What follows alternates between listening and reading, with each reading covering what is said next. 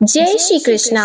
मैं हूँ वामिका और आप सभी का हमारे चैनल आध्यात्मिक सागर में हार्दिक स्वागत है। आप सभी का दिन शुभ हो और कान्हा जी आपकी सभी मनोकामनाओं को पूर्ण करें। आज आप सुनेंगे माघ मास महात्म्य का अध्याय 11। इससे पहले के अध्याय में आपने योग सागर नामक स्तोत्र के बारे में सुना था। आज सुनिए इसके आगे की कथा। लोमश ऋषि कहने लगे कि जिस पिशाच को देवद्युति ने मुक्त किया वह पहले द्रविड़ नगर में चित्र नाम वाला राजा था।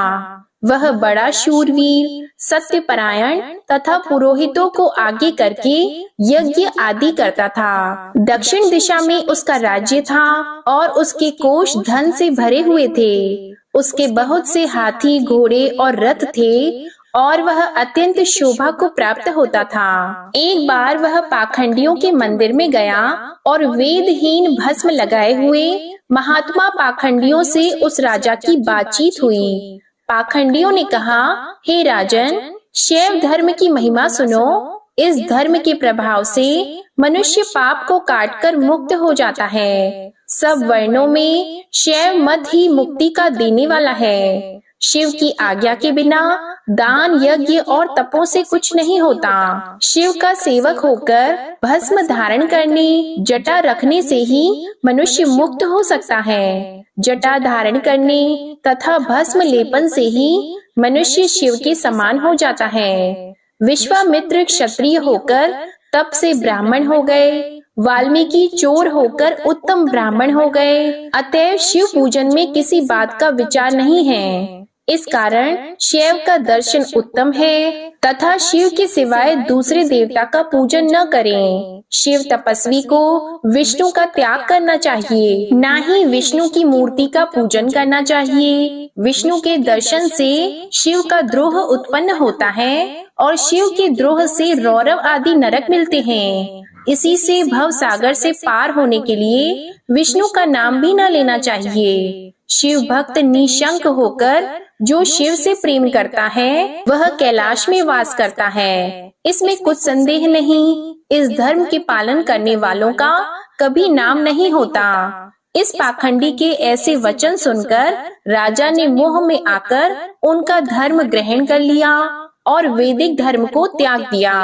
श्रुति, स्मृति और ब्राह्मणों की निंदा करने लगा। उसने अपने घर के अग्निहोत्र को बुझा दिया और धर्म के कार्य बंद कर दिए। विष्णु की निंदा और वैष्णवों से द्वेष करने लगा और बोला, कहाँ है विष्णु, कहाँ देखा जाता है, कहाँ रहता है, किसने देखा है। और जो लोग नारायण का भजन करते थे उनको दुख देता था। पाखंडियों का मत ग्रहण करके राजा वेद, वैदिक धर्म, व्रत, दान और दानियों को नहीं मानता था। अन्याय से दंड देता। वह कामी राजा सदा स्त्रियों के समूह में घिरा रहता और क्रोध से भरा रहता। गुरु तथा पुरोहितों के वचन को नहीं मानता था। पाखंडियों पर विश्वास करता हुआ उनको गांव, हाथी, घोड़े और स्वर्ण आदि देता था। उनके सब कार्य करता, भस्म धारण करता और मस्तक पर जटा रखता था। और जो कोई विष्णु का नाम लेता उसको वध का दंड दिया जाएगा, यह ढिंडोरा उसने पिटवा दिया। उसके डर से ब्राह्मणों तथा वैष्णवों ने उस देश को छोड़ दिया और दूसरे देशों में चले गए। सारे देशवासी केवल नदी के जल से जीते थे। जीविका से दुखी होकर वृक्ष आदि नहीं लगाते थे, ना ही खेती करते थे। प्रजा अन्न के अभाव से गला सड़ा अन्न भी खा लेती। आचार, विचार, अग्नि क्रिया सबको छोड़कर काल रूप की तरह वह राजा शासन करता था। कुछ समय के बाद उस राजा की मृत्यु हो गई और वैदिक रीति से उसकी क्रिया भी नहीं की गई। उसे यमदूतों ने अनेक प्रकार के दुख उठाते हुए कहीं लोहे के कीलों पर से चलना पड़ा, कहीं जलते अंगारों पर चलना पड़ा जहाँ सूर्य अति तीव्र था और ना कोई छाया का वृक्ष था, कहीं लोहे के डंडों से पीटा गया। इस प्रकार दूसरे पापियों का हाहाकार सुनता हुआ वह राजा यमलोक में पहुंचा। लोमश जी कहने लगे कि वह राजा पहले तो तमिश्र नामी नरक में गया, फिर अंध तमिश्र, जहाँ पर फिर कालसूत्र नामी महानरक में गया, फिर मूर्छा को प्राप्त हो गया। अनेक दुखों को भोगता हुआ वह प्रताप नामक नरक में गया, फिर लोह धारक आदि नरकों में गिराया गया। भगवान विष्णु के साथ द्वेष करने के कारण वह 21 युग तक भयंकर नरकों की यातना भोगता हुआ नरक से निकलकर हिमालय पर्वत पर बड़ा भारी पिशाच हुआ। उस वन में भूखा और प्यासा फिरता रहा। उसको मेरू पर्वत पर भी कहीं खाने को नहीं मिला और न ही पीने को जल मिला। एक समय प्लुप्त प्रस्तवन नाम के वन में जा निकला। बहेड़े के वृक्ष के नीचे वह दुखी होकर हाय मैं मरा, हाय मैं मरा ऐसे जोर जोर से पुकारने लगा और कहने लगा कि भूख से दुखी मेरे इस जन्म का कब अंत होगा। इस पाप रूपी समुद्र में डूबते हुए मुझको कौन सहारा देगा। लोमश जी कहने लगे कि इस प्रकार वेद पाठ करते हुए देवद्युति ने उसके दुख भरे वचनों को सुना और वहां पर एक पिशाच को देखा जिसकी लाल डरावनी आंखें थी। लंबे होंठ वाले पिशाच को देखकर देवद्युति ने उससे पूछा कि तुम कौन हो और ऐसी करुणा से क्यों रोते हो? तुम्हारी यह दशा कैसे हुई और तुम्हारा मैं क्या उपकार करूं? मेरे आश्रम पर आ जाने से कोई प्राणी दुखी नहीं रहता और वैष्णव लोग तो आनंद ही करते हैं। सो हे भद्रे, तुम अपने इस दुख का कारण जल्दी कहो, क्योंकि विद्वान मनोरथ पाने के लिए विलंब नहीं किया करते। ऐसे वचन सुनकर वह प्रेत रोना बंद करके विनीत भाव से उसने पहले जन्म का वृतांत कहा कि भगवान विष्णु के द्वेष के कारण मेरी यह दशा हुई है। जिस हरि का नाम यदि अंत समय में मनुष्य के मुख से निकल जाए तो मनुष्य विष्णु पद को प्राप्त होता है। जो सबका पालन करते हैं उसी से मैंने द्वेष किया। यह सब मेरे कर्मों का दोष है। जिसकी ब्राह्मण तप द्वारा प्रार्थना करते हैं, ब्रह्मा आदि देवता, सनकादिक ऋषि जिनको मुक्ति के लिए पूछते हैं, जो आदि मध्य और अंत में विश्व के विधाता और सनातन है, जिनका आदि मध्य और अंत नहीं है, उन भगवान के साथ मैंने द्वेष किया। जो कुछ पुण्य मैंने पहले जन्म में किए थे वह सब विष्णु के द्वेष रूपी अग्नि में भस्म हो गए। यदि किसी प्रकार यह पाप नाश हो जाए तो मैं भगवान विष्णु के सिवाय किसी और देवता का पूजन नहीं करूँगा। विष्णु भगवान से द्वेष करके मैंने बहुत दिनों तक नरक की यातना भोगी और अब पिशाच योनि में पड़ा हूँ। इस समय मैं किसी अच्छे कर्म के योग से आपके आश्रम में आया हूँ, जहाँ पर आपके सूर्य रूप दर्शन ने मेरे दुख समान अंधकार को दूर कर दिया है। अब आप कोई ऐसा उपाय बताइए जिससे मेरी यह पिशाच योनि दूर हो, क्योंकि सज्जन पुरुष उपकार करने में देर नहीं करते। देवद्युति कहने लगा कि यह माया देवता, मनुष्य, असुर सबकी स्मृति को मोहित कर देती है, जिससे धर्म का नाश करने वाला द्वेष पैदा हो जाता है। जगत के उत्पन्न करने, रक्षा करने और नाश करने वाले सब प्राणियों की आत्मा है, उनसे भी लोग द्वेष करते हैं, जिनके अर्पण करने से सभी कर्म सफल होते हैं। चारों वर्णों को वेदोक्त हरि का भजन करना ही उत्तम है। इसी कारण वेद विरुद्ध कर्मों को त्यागना चाहिए। देवाधिदेव विष्णु से विमुख होने वाले नरक में ही जाते हैं। लोमश जी कहने लगे कि ऐसा कहने पर मुनि ने पिशाच को सुमार्ग बताया कि तुम माघ मास में प्रयाग में जाकर स्नान करो, उससे तुम्हारी यह पिशाच योनि समाप्त हो जाएगी। माघ मास में प्रयाग में स्नान करने से मनुष्य पहले जन्म के सभी पापों से मुक्त हो जाता है। इससे बढ़कर और कोई प्रायश्चित नहीं। संसार में यह मोक्ष और स्वर्ग का खुला हुआ द्वार है। गंगा और यमुना का संगम त्रिवेणी संसार में सबसे उत्तम तीर्थ है। लोमश जी बोले कि देवद्युति के ये वचन सुनकर प्रेत कहने लगा कि मेरे ऐसा होने का कारण सुनो। मैंने कभी ब्राह्मणों को दान नहीं दिया, दूसरे के अन्न से पलने वाला और अकेला मिठाई खाने वाला था। मैंने कभी किसी को भिक्षा नहीं दी, न दूसरे के दुख से दुखी हुआ। प्यासे प्राणियों को मैंने कभी जल नहीं पिलाया। मैंने कभी छाता जूता दान नहीं किया, न किसी को जल का पात्र, पान या औषधि, किसी अतिथि का सत्कार किया। अंधे, वृद्ध, अनाथ और दीनों को मैंने कभी अन्न से संतुष्ट नहीं किया, न कभी अग्नि में हवन किया। वैशाख आदि मास में किसी को ठंडा जल नहीं पिलाया, न ही पीपल का कोई वृक्ष लगाया, न किसी प्राणी को बंधन से छुड़ाया।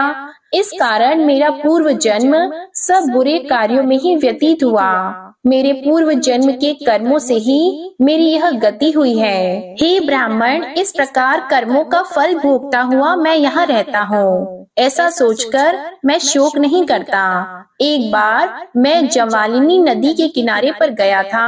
वहाँ पर घूमते हुए मैंने सारस के वचनों को सुना था। इसके बाद उस पिशाच ने जो कुछ भी देवदूती से कहा, इसका वर्णन आप अगले अध्याय में सुनेंगे। अब सुनिए श्रीमद् भागवत महापुराण के आगे की कथा। प्रेम से बोलिए श्रीमद् भागवत महापुराण की जय। विदुर जी ने मैत्री जी से पूछा कि अब आप मुझे धर्म के द्वारा प्रजा की वृद्धि कैसे हुई, इसकी कथा सुनाइए।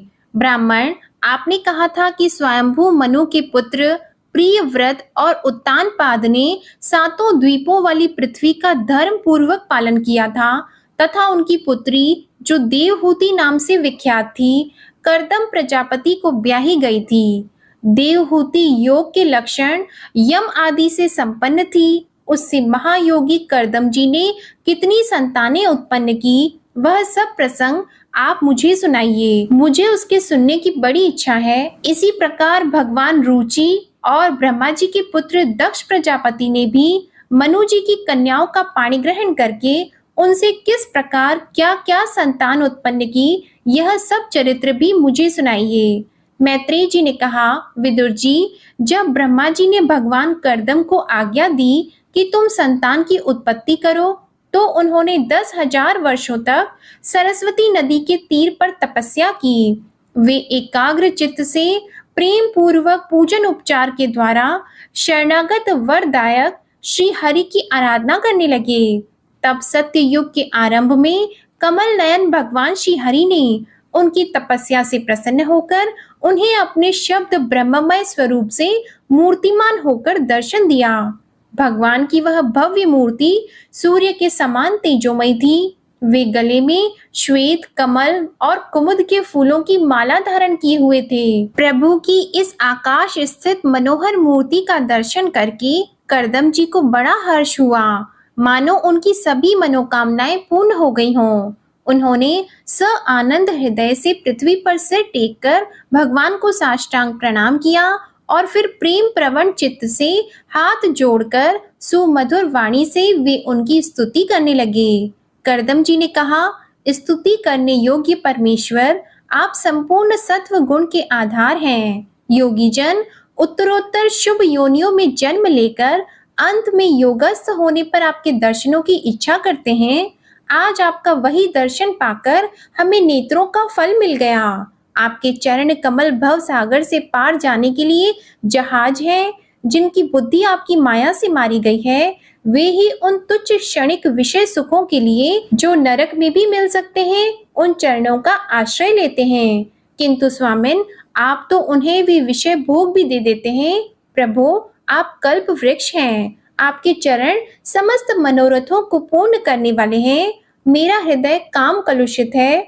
मैं भी अपने अनुरूप स्वभाव वाली और गृहस्थ धर्म के पालन में सहायक शीलवती कन्या से विवाह करने के लिए आपके चरण कमलों की शरण में आया हूँ। सर्वेश्वर, आप संपूर्ण लोकों के अधिपति हैं।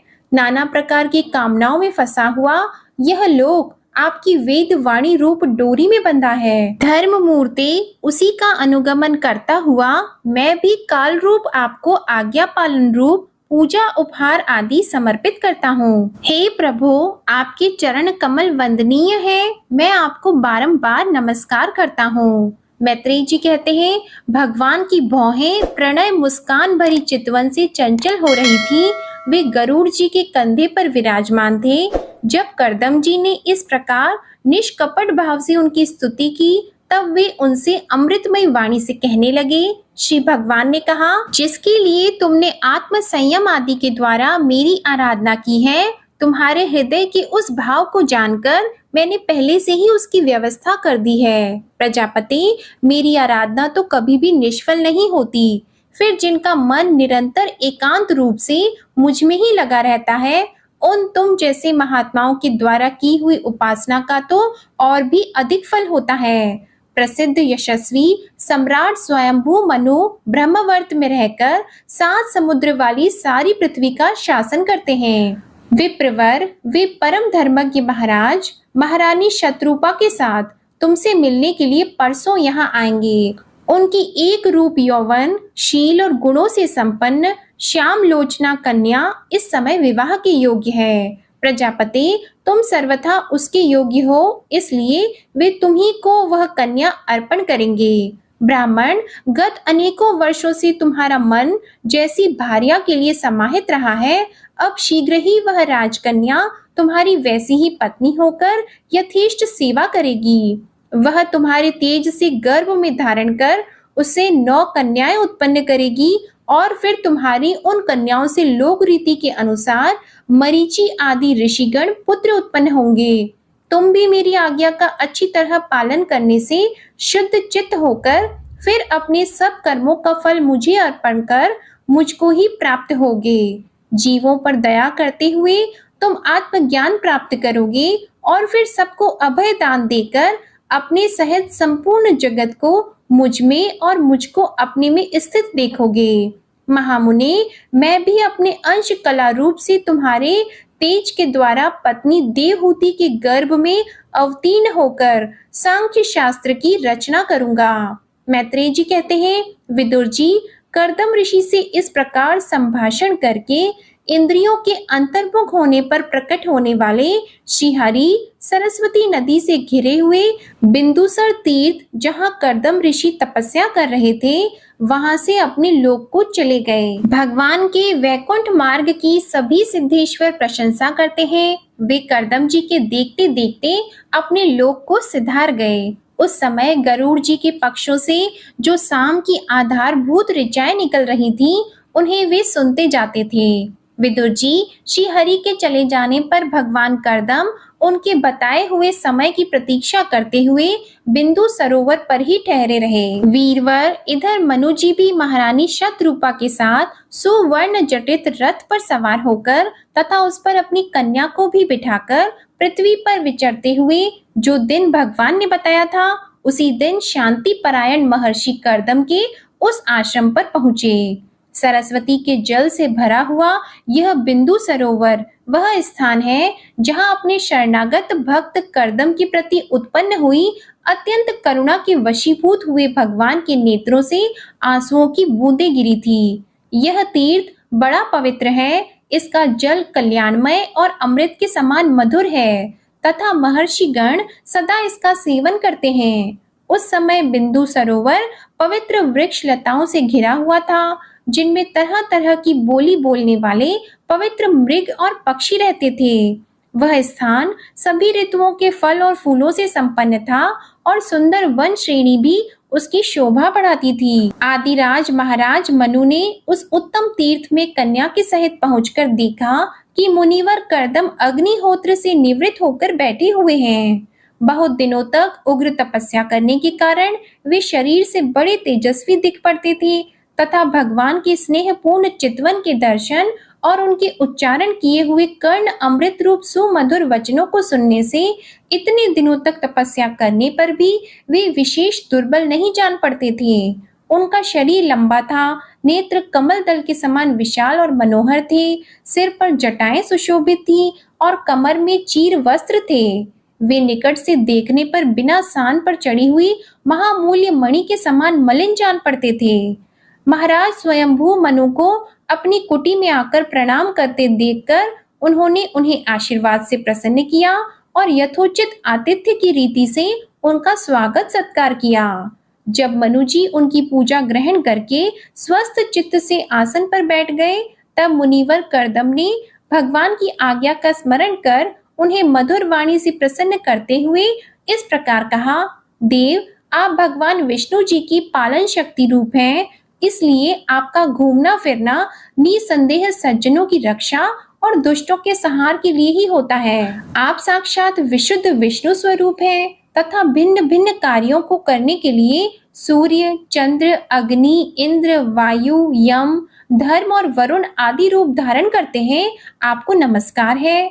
आप मणियों से जड़े हुए जयदायक रथ पर सवार हो। अपने प्रचंड धनुष की टंकार करते हुए उस रथ की घरघराहट से ही पापियों को भयभीत कर देते हैं और अपनी सेना के चरणों से रौंदे हुए भूमंडल को कपाते अपनी उस विशाल सेना को साथ लेकर पृथ्वी पर सूर्य के समान विचरते हैं। यदि आप ऐसा न करें तो चोर डाकू भगवान की बनाई हुई वर्ण आश्रम धर्म की मर्यादा को तत्काल नष्ट कर दें तथा विषय लोलुप निरंकुश मानवों के द्वारा सर्वत्र अधर्म फैल जाए। यदि आप संसार की ओर से निश्चिंत हो जाएं, तो यह लोक दुराचारियों के पंजे में पड़कर नष्ट हो जाए। तो भी वीरवर, मैं आपसे पूछता हूँ कि इस समय यहाँ आपका आगमन किस प्रयोजन से हुआ है? मेरे लिए जो आज्ञा होगी उसे मैं निष्कपट भाव से सहर्ष स्वीकार करूंगा। मैत्रेय जी कहते हैं, विदुर जी, इस प्रकार जब कर्दम जी ने मनु जी के संपूर्ण गुणों और कर्मों की श्रेष्ठता का वर्णन किया तो उन्होंने उन निवृत्ति परायण मुनि से कुछ सकुचाकर कहा। मनु जी ने कहा, मुनि, वेद मूर्ति भगवान ब्रह्मा ने अपने वेदमय विग्रह की रक्षा के लिए तप, विद्या और योग से संपन्न तथा विषयों में अनासक्त आप ब्राह्मणों को अपने मुख से प्रकट किया है और फिर उन सहस्त्र चरणों वाले विराट पुरुष ने आप लोगों की रक्षा के लिए ही अपनी सहस्त्रों भुजाओं से हम क्षत्रियों को उत्पन्न किया है। इस प्रकार ब्राह्मण उनके हृदय और क्षत्रिय शरीर कहलाते हैं। अतः एक ही शरीर से संबंध होने के कारण अपनी अपनी और एक दूसरे की रक्षा करने वाले उन ब्राह्मण और क्षत्रियों की वास्तव में श्री हरि ही रक्षा करते हैं, जो समस्त कार्य कारण रूप होकर भी वास्तव में निर्विकार हैं। आपके दर्शन मात्र से ही मेरे सारे संदेह दूर हो गए, क्योंकि आपने मेरी प्रशंसा के विषय से स्वयं ही प्रजा पालन की इच्छा वाले राजा के धर्मों का बड़े प्रेम से निरूपण किया है। आपका दर्शन अजितेंद्रिय पुरुषों को बहुत दुर्लभ है। मेरा बड़ा भाग्य है जो मुझे आपका दर्शन हुआ और मैं आपके चरणों की मंगलमय रज अपने सिर पर चढ़ा सका। मेरे भाग्योदय से ही आपने मुझे राज धर्मों की शिक्षा देकर मुझ पर महान अनुग्रह किया है और मैंने भी शुभ प्रारब्ध का उदय होने से ही आपकी पवित्र वाणी कान खोलकर सुनी है। मुने, इस कन्या के स्नेहवश मेरा मन बहुत चिंताग्रस्त हो रहा है, अतः मुझ दीन की यह प्रार्थना आप कृपा पूर्वक सुने। यह मेरी कन्या, जो प्रिय व्रत और उत्तान पाद की बहन है, अवस्था, शील और गुण आदि में अपने योग्य पति को पाने की इच्छा रखती है। जब से इसने नारद जी के मुख से आपकी शील, विद्या, रूप, आयु और गुणों का वर्णन सुना है, तभी से यह आपको अपना पति बनाने का निश्चय कर चुकी है। द्विजवर, मैं बड़ी श्रद्धा से आपको यह कन्या समर्पित करता हूँ। आप इसे स्वीकार कीजिए। यह गृहस्थ उचित कार्यों के लिए सब प्रकार आपके योग्य है। जो भोग स्वतः प्राप्त हो जाए उसकी अवहेलना करना विरक्त पुरुष को भी उचित नहीं है, फिर विषयासक्त की तो बात ही क्या है। जो पुरुष स्वयं प्राप्त हुए भोग का निरादर कर फिर किसी कृपण के आगे हाथ पसारता है, उसका बहुत फैला हुआ यश भी नष्ट हो जाता है और दूसरों के तिरस्कार से मान भंग भी होता है। विद्वान, मैंने सुना है आप विवाह के लिए उद्यत हैं। आपका ब्रह्मचर्य एक सीमा तक है। आप नैष्ठिक ब्रह्मचारी तो है नहीं, इसलिए अब आप इस कन्या को स्वीकार कीजिए। मैं इसे आपको अर्पित करता हूँ। श्री कर्दम मुनि ने कहा, ठीक है, मैं विवाह करना चाहता हूँ और आपकी कन्या का अभी किसी के साथ वागदान नहीं हुआ है, इसलिए हम दोनों का सर्वश्रेष्ठ ब्रह्मा विधि से विवाह होना उचित ही होगा। राजन, वेदोक्त विधि में प्रसिद्ध जो मंत्रों में बताया हुआ संतान उत्पादन रूप मनोरथ है, वह आपकी इस कन्या के साथ हमारा संबंध होने से सफल होगा। भला जो अपनी अंग कांति से आभूषण आदि की शोभा को भी तिरस्कृत कर रही है, आपकी उस कन्या का कौन आदर नहीं करेगा। एक बार यह अपने महल की छत पर गेंद खेल रही थी। गेंद के पीछे इधर उधर दौड़ने के कारण इसके नेत्र चंचल हो रहे थे और पैरों के पायजेब मधुर झनकार करते जाते थे। उस समय इसे देखकर विश्वावसु गंधर्व मोहवश अचेत होकर अपने विमान से गिर पड़ा था। वही इस समय यहाँ स्वयं आकर प्रार्थना कर रही है।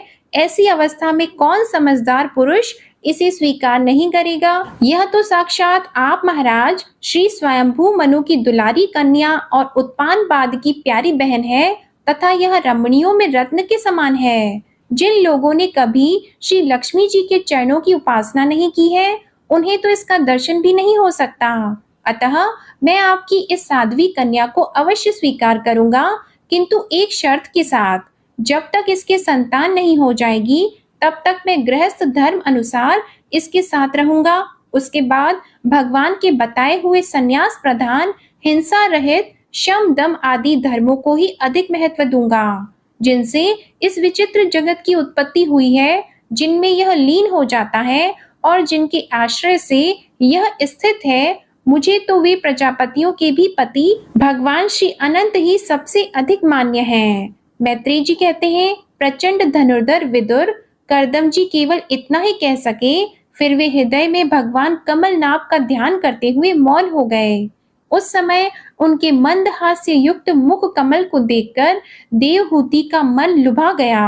मनु जी ने देखा कि इस संबंध में महारानी शतरूपा और राजकुमारी की स्पष्ट अनुमति है, अतः उन्होंने अनेक गुणों से संपन्न कर्दम जी को उन्हीं के समान गुणवती कन्या का प्रसन्नता पूर्वक दान कर दिया।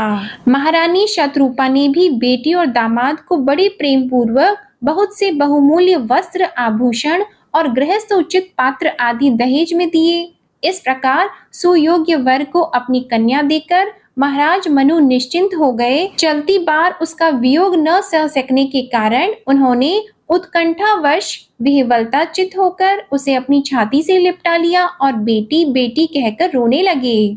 उनकी आंखों से आंसुओं की झड़ी लग गई और उनसे उन्होंने देवहूति के सिर के सारे बाल भिगो दिए।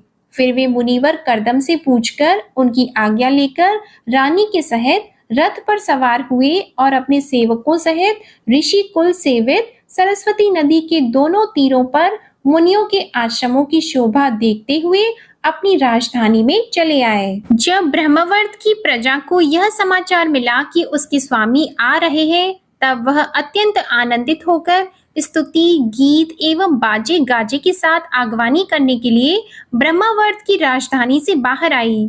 सब प्रकार की संपदाओं से युक्त बहिष्मती नगर मनु जी की राजधानी थी, जहां पृथ्वी को रसातल से ले आने के पश्चात शरीर कपाते समय श्री वराह भगवान के रोम झड़कर गिरे थे।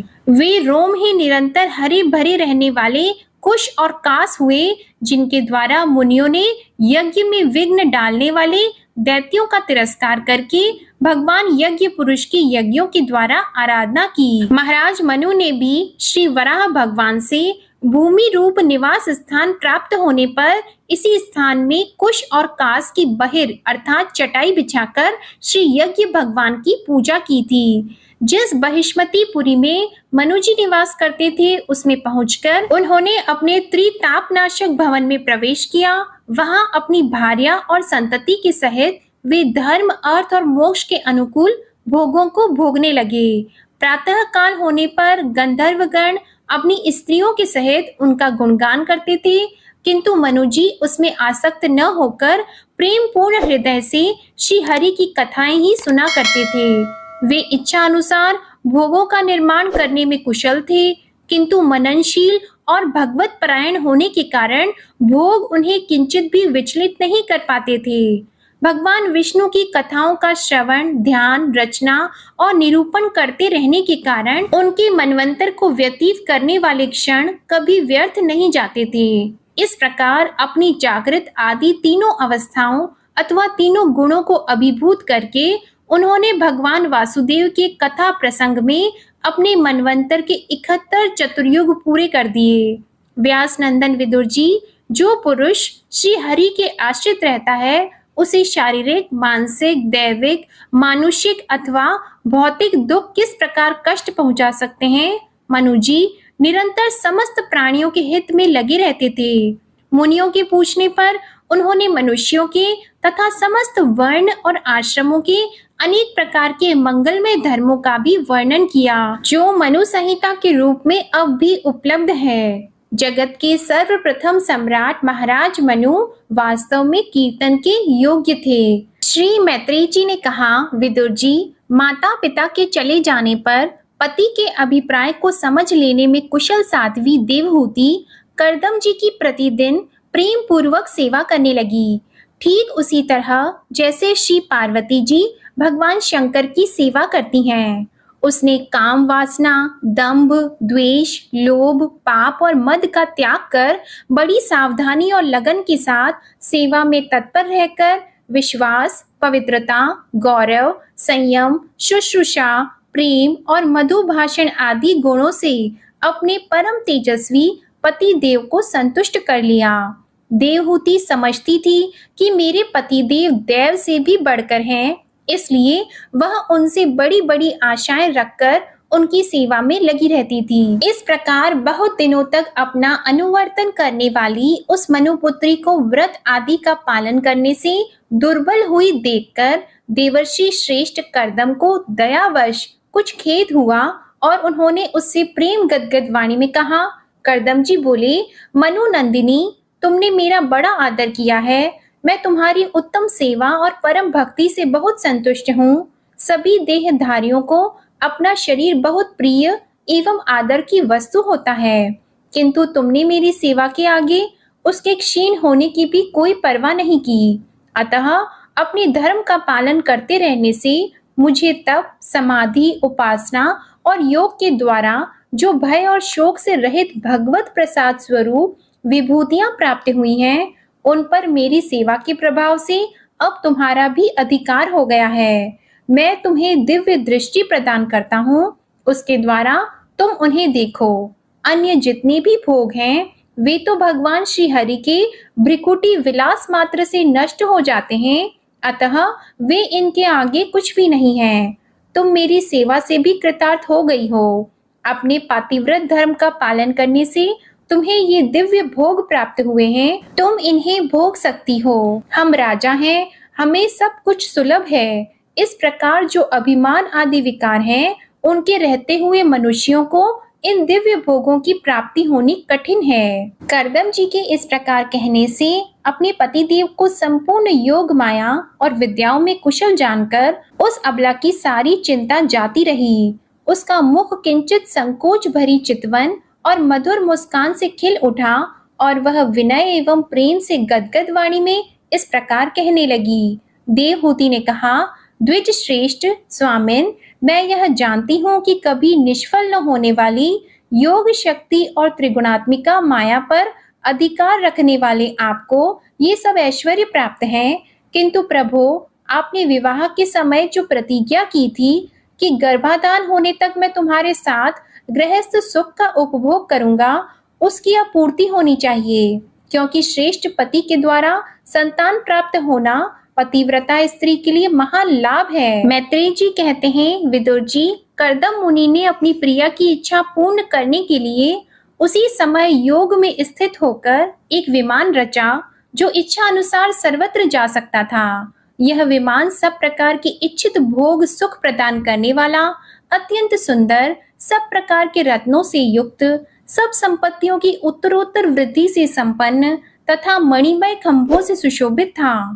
वह सभी ऋतुओं में सुखदायक था और उसमें जहां तहां सब प्रकार की दिव्य सामग्रियां रखी हुई थी तथा उसे चित्र विचित्र रेशमी झंडियों और पताकाओं से खूब सजाया गया था, जिन पर भ्रमरगण मधुर गुंजार कर रहे थे। ऐसे रंग बिरंगे पुष्पों की मालाओं से तथा अनेक प्रकार के सूती और रेशमी वस्त्रों से वह अत्यंत शोभायमान हो रहा था। एक के ऊपर एक बनाए हुए कमरों में अलग अलग रखी हुई शैया, पंखे और आसनों के कारण वह बड़ा सुंदर जान पड़ता था। जहां तहां दीवारों में की हुई शिल्प रचना से उसकी अपूर्व शोभा हो रही थी। उसमें पन्ने का फर्श था, मूंगे की ही दहलियां थी, उसके द्वारों में हीरे के किवाड़ थे और इंद्रनील मणि के शिखरों पर सोने के कलश रखे हुए थे। उसमें सुविधा अनुसार क्रीड़ा स्थली, आंगन और चौक आदि बनाए गए थे, जिनके कारण वह विमान स्वयं कर्दम जी को भी विस्मित सा कर रहा था। ऐसे सुंदर घर को भी जब देवहूति ने बहुत प्रसन्न चित्त से नहीं देखा, तो सबके आंतरिक भाव को परख लेने वाले करदम जी ने स्वयं ही कहा, बीरू, तुम इस बिंदु सरोवर में स्नान करके विमान पर चढ़ जाओ। यह विष्णु भगवान का रचा हुआ तीर्थ मनुष्यों को सभी कामनाओं की प्राप्ति कराने वाला है। कमल लोचना देवहूति ने अपने पति की बात मानकर सरस्वती के पवित्र जल से भरे हुए उस सरोवर में प्रवेश किया। उस समय वह बड़ी मैली कुचैली साड़ी पहने हुए थी। उसके सिर के बाल चिपक जाने से उनमें लटें पड़ गई थीं। शरीर में मैल जम गया था तथा स्तन कांतिहीन हो गए थे। सरोवर में गोता लगाने पर उसने उसके भीतर एक महल में 1000 कन्याएं देखी। वे सभी किशोर अवस्था की थीं और उनके शरीर से कमल की सी गंध आती थी। देवहूति को देखते ही वे सब स्त्रियां सहसा खड़ी हो गईं और हाथ जोड़कर कहने लगी, हम आपकी दासियां हैं, हमें आज्ञा दीजिए, आपकी क्या सेवा करें। विदुर जी तब स्वामिनी को सम्मान देने वाली उन रमणियों ने बहुमूल्य गंध आदि से मिश्रित जल के द्वारा मनस्विनी देवहूति को स्नान कराया तथा उसे 2 नवीन वस्त्र और निर्मल वस्त्र पहनने को दिए। फिर उन्होंने ये बहुत मूल्य के बड़े सुंदर और कांतिमान आभूषण, सर्वगुण संपन्न भोजन और पीने के लिए अमृत के समान स्वादिष्ट आसव प्रस्तुत किए। अब देवहूति ने दर्पण में अपना प्रतिबिंब देखा तो उसे मालूम हुआ कि वह भांति भांति के सुगंधित फूलों के हारों से विभूषित है, स्वच्छ वस्त्र धारण किए हुए है। उसका शरीर भी निर्मल और कांतिमान हो गया है तथा उन कन्याओं ने बड़े आदर पूर्वक उसका मांगलिक श्रृंगार किया है। उसे सिर से स्नान कराया गया है। स्नान के पश्चात अंग अंग में सब प्रकार के आभूषण सजाए गए हैं और उसके गले में हार हुमेल, हाथों में कंकण और पैरों में छमछमाते हुए सोने के पायजेब सुशोभित हैं। कमर में पड़ी हुई सोने की रत्न जटित करधनी से, बहुमूल्य मणियों के हार से और अंग अंग में लगे हुए कुमकुम आदि मंगल द्रव्यों से उसकी अपूर्व शोभा हो रही है। उसका मुख सुंदर दंतावली, कमल की कली से स्पर्धा करने वाले प्रेम कटाक्षमय सुंदर नेत्र और नीली अलकावली से बड़ा ही सुंदर जान पड़ता है। विदुर जी, जब देवहूति ने अपने प्रिय पतिदेव का स्मरण किया तो अपने को सहेलियों के सहित वहीं पाया जहां प्रजापति करदम जी विराजमान थे। उस समय अपने को सहस्त्रों स्त्रियों के सहित अपने प्राणनाथ के सामने देखकर और इसे उनके योग का प्रभाव समझकर देवहूति को बड़ा विस्मय हुआ। शत्रु विजयी विदुर, जब करदम जी ने देखा कि देवहूति का शरीर स्नान करने से अत्यंत निर्मल हो गया है और विवाह काल से पूर्व उसका जैसा रूप था उसी रूप को पाकर वह अपूर्व शोभा से संपन्न हो गई है। हजारों विद्याधरियां उसकी सेवा में लगी हुई है तथा उसके शरीर पर बढ़िया वस्त्र शोभा पा रहे हैं। तब उन्होंने बड़े प्रेम से उसे विमान पर चढ़ाया। उस समय अपनी प्रिया के प्रति अनुरक्त होने पर भी करदम जी की महिमा कम नहीं हुई। विद्याधरियां उनके शरीर की सेवा कर रही थी। खिले हुए कुमुद के फूलों से श्रृंगार करके अत्यंत सुंदर बने हुए वे विमान पर इस प्रकार शोभा पा रहे थे मानो आकाश में तारागण से घिरे हुए चंद्रदेव विराजमान हों। उस विमान पर निवास कर उन्होंने दीर्घ काल तक कुबेर जी के समान मेरु पर्वत की घाटियों में विहार किया। ये घाटियां 8 लोकपालों की विहार भूमि है। इनमें कामदेव को बढ़ाने वाली शीतल मंद सुगंध वायु चलकर इनकी कमनीय शोभा का विस्तार करती हैं तथा श्री गंगा जी के स्वर्ग लोक से गिरने की मंगलमय ध्वनि निरंतर गूंजती रहती है। उस समय भी दिव्य विद्याधरियों का समुदाय उनकी सेवा में उपस्थित था और सिद्धगण वंदना किया करते थे। इसी प्रकार प्राण प्रिय देवहूति के साथ उन्होंने वैश्रंभक, सुरसन, नंदन, पुष्पभद्र और चैत्र रथ आदि अनेकों देवोद्यानों तथा मानस सरोवर में अनुराग पूर्वक विहार किया। उस कांतिमान और इच्छानुसार चलने वाले श्रेष्ठ विमान पर बैठकर वायु के समान सभी लोकों में विचरते हुए करदम जी विमान विहारी देवताओं से भी आगे बढ़ गए। विदुर जी, जिन्होंने भगवान के भव भयहारी पवित्र पाद पद्मों का आश्रय लिया है, उन धीर पुरुषों के लिए कौन सी वस्तु या शक्ति दुर्लभ है। इस प्रकार महायोगी करदम जी यह सारा भूमंडल जो द्वीप वर्ष आदि की विचित्र रचना के कारण बड़ा आश्चर्यमय प्रतीत होता है, अपनी प्रिया को दिखाकर अपने आश्रम को लौट आए। फिर उन्होंने अपने को 9 रूपों में विभक्त कर रति सुख के लिए अत्यंत उत्सुक मनु कुमारी देवहूति को आनंदित करते हुए उसके साथ बहुत वर्षों तक विहार किया, किंतु उनका इतना लंबा समय एक मुहूर्त के समान बीत गया। उस विमान में रति सुख को बढ़ाने वाली बड़ी सुंदर शैया का आश्रय लेकर अपने परम रूपवान प्रियतम के साथ रहती हुई देवहूति को इतना काल कुछ भी नहीं जान पड़ा। इस प्रकार उस कामासक्त दंपति को अपने योग बल से सैकड़ों वर्षों तक विहार करते हुए भी वह काल बहुत थोड़े समय के समान निकल गया। आत्मज्ञानी करदम जी सब प्रकार के संकल्पों को जानते थे, अतः देवहूति को संतान प्राप्ति के लिए उत्सुक देखकर तथा भगवान के आदेश को स्मरण कर उन्होंने अपने स्वरूप के 9 विभाग किए। इससे देवहूति के एक ही साथ 9 कन्याएं पैदा हुई। वे सभी सर्वांग सुंदरी थीं और उनके शरीर से लाल कमल की सी सुगंध निकलती थी।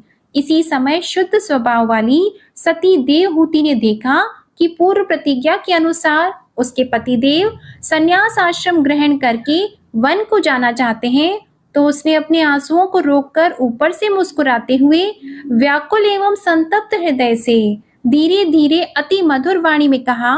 उस समय वह सिर नीचा किए हुए अपने नखमणि मंडित चरण कमल से पृथ्वी को कुरेद रही थी। देवहूति ने कहा, भगवान, आपने जो कुछ प्रतिज्ञा की थी वह सब तो पूर्णतः निभा दी, तो भी मैं आपकी शरणागत हूँ, अतः आप मुझे अभय दान और दीजिए। ब्राह्मण, इन कन्याओं के लिए योग्य वर खोजने पड़ेंगे और आपके वन को चले जाने के बाद मेरे जन्म मरण रूप शोक को दूर करने के लिए भी कोई होना चाहिए। प्रभु, अब तक परमात्मा से विमुख रहकर मेरा जो समय इंद्रिय सुख भोगने में बीता है वह तो निरर्थक ही गया। आपके परम प्रभाव को न जानने के कारण ही मैंने इंद्रियों के विषय में आसक्त रहकर आपसे अनुराग किया, तथापि यह भी मेरे संसार भय को दूर करने वाला ही होना चाहिए। अज्ञानवश असत्य पुरुषों के साथ किया हुआ जो संग संसार बंधन का कारण होता है, वही सत्पुरुषों के साथ किए जाने पर असंगता प्रदान करता है। संसार में जिस पुरुष के कर्मों से न तो धर्म का संपादन होता है, न वैराग्य उत्पन्न होता है और न भगवान की सेवा ही संपन्न होती है, वह पुरुष जीते जी मुर्दे के समान है। अवश्य ही मैं भगवान की माया से बहुत ठगी गई, जो आप जैसे मुक्तिदाता पति देव को पाकर भी मैंने संसार बंधन से छूटने की इच्छा नहीं की। श्री मैत्रेय जी कहते हैं, उत्तम गुणों से सुशोभित मनु कुमारी देवहूति ने जब ऐसी वैराग्य युक्त बातें कहीं, तब कृपालु करदम मुनि को भगवान विष्णु के कथन का स्मरण हो आया और उन्होंने उससे कहा। करदम जी बोले, दोष रहित राजकुमारी, तुम अपने विषय में इस प्रकार खेद न करो। तुम्हारे गर्भ में अविनाशी भगवान विष्णु शीघ्र ही पधारेंगे। प्रिय, तुमने अनेक प्रकार के व्रतों का पालन किया है, अतः तुम्हारा कल्याण होगा। अब तुम संयम, नियम, तप और दान आदि करती हुई श्रद्धा पूर्वक भगवान का भजन करो। इस प्रकार आराधना करने पर श्री हरि तुम्हारे गर्भ से अवतीर्ण होकर मेरा यश बढ़ाएंगे और ब्रह्म ज्ञान का उपदेश करके तुम्हारे हृदय की अहंकारमय ग्रंथि का छेदन करेंगे। श्री मैत्रेय जी कहते हैं, विदुर जी, प्रजापति करदम के आदेश में गौरव बुद्धि होने से देव बुद्धि ने उस पर पूर्ण विश्वास किया और वह निर्विकार जगत गुरु भगवान श्री पुरुषोत्तम की आराधना करने लगी। इस प्रकार बहुत समय बीत जाने पर भगवान मधुसूदन करदम जी के तेज के आश्रय लेकर उसके गर्भ से इस प्रकार प्रकट हुए जैसे काष्ठ में से अग्नि। उस समय आकाश में मेघ जल बरसाते हुए गरज गरज कर बाजे बजाने लगे, गंधर्व गण गान करने लगे और अप्सराएं आनंदित होकर नाचने लगी। आकाश से देवताओं के बरसाए हुए दिव्य पुष्पों की वर्षा होने लगी। जलाशयों का जल निर्मल हो गया और सभी जीवों के मन प्रसन्न हो गए। इसी समय सरस्वती नदी से घिरे हुए करदम जी के उस आश्रम में मरीचि आदि मुनियों के सहित श्री ब्रह्मा जी आए। शत्रु दमन विदुर जी स्वतः सिद्ध ज्ञान से संपन्न अजन्मा ब्रह्मा जी को यह मालूम हो गया था कि साक्षात पर ब्रह्मा भगवान विष्णु सांख्य शास्त्र का उपदेश करने के लिए अपने विशुद्ध सत्वमय अंश से अवतीर्ण हुए हैं। अतः भगवान जिस कार्य को करना चाहते थे उसका उन्होंने विशुद्ध चित्त से अनुमोदन एवं आदर किया और अपनी संपूर्ण इंद्रियों से प्रसन्नता प्रकट करते हुए करदम जी से इस प्रकार कहा। श्री ब्रह्मा जी ने कहा, प्रिय करदम, तुम दूसरों को मान देने वाले हो। तुमने मेरा सम्मान करते हुए जो मेरी आज्ञा का पालन किया है, इससे तुम्हारे द्वारा निष्कपट भाव से मेरी पूजा संपन्न हुई है। पुत्रों को अपने पिता की सबसे बड़ी सेवा यही करनी चाहिए कि जो आज्ञा ऐसा कहकर आदर पूर्वक उनके आदेश को स्वीकार करें। बेटा, तुम सभ्य हो। तुम्हारी ये सुंदरी कन्याएं अपने वंशों के द्वारा इस सृष्टि को अनेक प्रकार से बढ़ाएंगी। अब तुम इन मरीचि आदि मुनिवरों को इनके स्वभाव और रुचि के अनुसार अपनी कन्याएं समर्पित करो और संसार में अपना सुयश फैलाओ। मुने, मैं जानता हूँ जो संपूर्ण प्राणियों की निधि है, उनके अभीष्ट मनोरथ पूर्ण करने वाले हैं, वे आदि पुरुष श्री नारायण ही अपनी योग माया से कपिल के रूप में अवतीर्ण हुए हैं। फिर देवहूति से बोले, राजकुमारी, सुनहरे बाल, कमल जैसे विशाल नेत्र और कमलांकित चरण कमलों वाले शिशु के रूप में कैटभासुर को मारने वाले साक्षात श्री हरि ने ही ज्ञान विज्ञान द्वारा कर्मों की वासनाओं का मूलोच्छेदन करने के लिए तेरे गर्भ में प्रवेश किया है। यह अविद्या जनित मोह की ग्रंथियों को काटकर पृथ्वी में स्वच्छंद विचरेंगे। ये सिद्ध गणों के स्वामी और सांख्याचार्यों के भी माननीय होंगे। लोक में तेरी कीर्ति का विस्तार करेंगे और कपिल नाम से विख्यात होंगे। श्री मैत्रेय जी कहते हैं, विदुर जी, जगत की सृष्टि करने वाले ब्रह्मा जी उन दोनों को इस प्रकार आश्वासन देकर नारद और सनकादि को साथ लेकर हंस पर चढ़कर ब्रह्मलोक को चले गए। ब्रह्मा जी के चले जाने पर कर्दम जी ने उनके आज्ञा अनुसार मरीचि आदि प्रजापतियों के साथ अपनी कन्याओं का विधि पूर्वक विवाह कर दिया। उन्होंने अपनी कला नाम की कन्या मरीचि को, अनसुया अत्रि को, श्रद्धा अंगिरा को और हविर्भू पुलसत्य को समर्पित की। पुलह को उनके अनुरूप गति नाम की कन्या दी। क्रतु के साथ परम साध्वी क्रिया का विवाह किया। भृगु जी को ख्याति और वशिष्ठ जी को अरुंधति समर्पित की। अथर्वा ऋषि को शांति नाम की कन्या दी, जिससे यज्ञ कर्म का विस्तार किया जा सके। कर्दम जी ने उन विवाहित ऋषियों का उनकी पत्नियों के सहित खूब सत्कार किया। विदुर जी, इस प्रकार विवाह हो जाने पर वे सब ऋषि कर्दम जी की आज्ञा लेकर अति आनंद पूर्वक अपने अपने आश्रम को चले गए। कर्दम जी ने देखा कि उनके यहाँ साक्षात देवादिदेव श्री हरि ने ही अवतार लिया है, तो वे एकांत में उनके पास गए और उन्हें प्रणाम करके इस प्रकार कहने लगे, अहो, अपने पाप कर्मों के कारण इस दुखमय संसार में नाना प्रकार से पीड़ित होते हुए पुरुषों पर देवगण तो बहुत काल बीतने पर प्रसन्न होते हैं, किंतु जिनके स्वरूप को योगी जन अनेकों जन्मों के साधन से सिद्ध हुई सुदृढ़ समाधि के द्वारा एकांत में देखने का प्रयत्न करते हैं, अपने भक्तों की रक्षा करने वाले वे ही श्री हरि हम विषय लोलुपों के द्वारा होने वाली अपनी अवज्ञा का कुछ भी विचार न कर आज हमारे घर अवतीर्ण हुए हैं। आप वास्तव में अपने भक्तों का मान बढ़ाने वाले हैं। आपने अपने वचनों को सत्य करने और सांख्य योग का उपदेश करने के लिए ही मेरे यहाँ अवतार लिया है। भगवान, आप प्राकृत रूप से रहित हैं। आपके जो चतुर्भुज आदि अलौकिक रूप हैं, वे ही आपके योग्य हैं, तथा जो मनुष्य सदृश रूप आपके भक्तों को प्रिय लगते हैं, वे भी आपको रुचिकर प्रतीत होते हैं। आपका पाठ पीठ तत्व ज्ञान की इच्छा से विद्वानों द्वारा सर्वदा वंदनीय है, तथा आप ऐश्वर्य, वैराग्य, यश, ज्ञान और श्री इन छहों ऐश्वर्यों के पूर्ण हैं। मैं आपकी शरण में हूँ। भगवान, आप पर ब्रह्मा हैं। सारी शक्तियाँ आपके अधीन हैं। प्रकृति, पुरुष, महतत्व, काल, त्रिविध अहंकार, समस्त लोक एवं लोकपालों के रूप में भी आप ही प्रकट हैं, और आप सर्वज्ञ परमात्मा ही इस सारे प्रपंच को चेतन शक्ति के द्वारा अपने में ही लीन कर लेते हैं। अब मैं संन्यास मार्ग को ग्रहण कर आपका चिंतन करते हुए शोक रहित होकर विचरूंगा।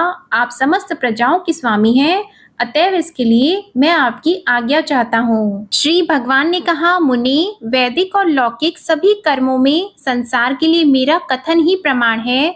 इसलिए मैंने जो तुमसे कहा था कि मैं तुम्हारे यहाँ जन्म लूंगा, उसे सत्य करने के लिए ही मैंने यह अवतार लिया है। इस लोक में मेरा यह जन्म लिंग शरीर से मुक्त होने की इच्छा वाले मुनियों के लिए आत्मदर्शन में उपयोगी प्रकृति आदि तत्वों का विवेचन करने के लिए ही हुआ है।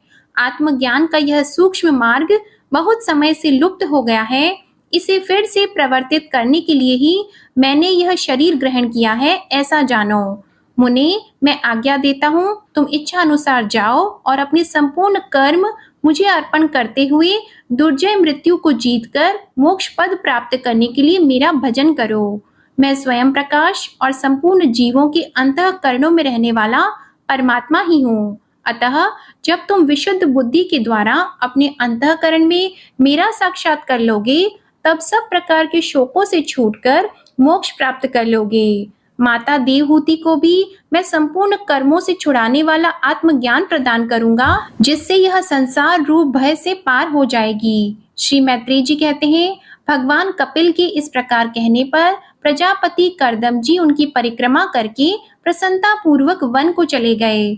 वहां अहिंसामय संन्यास धर्म का पालन करते हुए वे एकमात्र श्री भगवान की शरण हो गए तथा अग्नि और आश्रम का त्याग करके निसंग भाव से पृथ्वी पर विचरने लगे। जो कार्य कारण से अतीत है, सत्व आदि गुणों का प्रकाशक एवं निर्गुण है और अनन्य भक्ति से ही प्रत्यक्ष होता है, उस पर ब्रह्मा में उन्होंने अपना मन लगा लिया।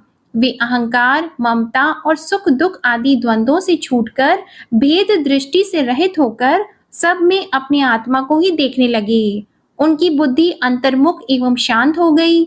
उस समय धीर कर्दम जी शांत लहरों वाले समुद्र के समान जान पड़ने लगे।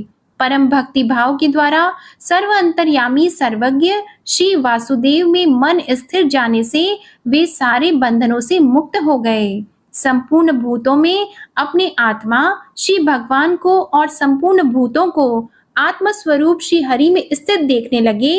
इस प्रकार इच्छा और द्वेष से रहित सर्वत्र समबुद्धि और भगवत भक्ति से संपन्न होकर श्री कर्दम जी ने भगवान का परम पद प्राप्त कर लिया।